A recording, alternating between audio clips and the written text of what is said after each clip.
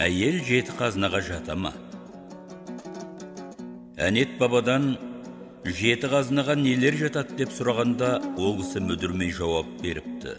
Әйел, ер жігіт, ілім, білім, жүйрік ат, қыран бүркіт, берен мылтық, алғыр ит.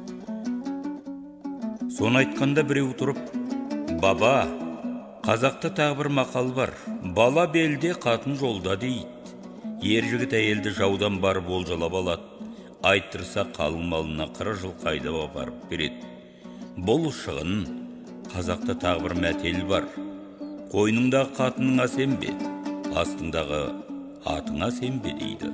Тағы айтады, атың жаман болса сатып құтыларсың, қатының жаман болса қайтып құтыласың. Соған қарағанда әйелді жеті қазынаның бірі деу дұрыс бола қояр ма екен?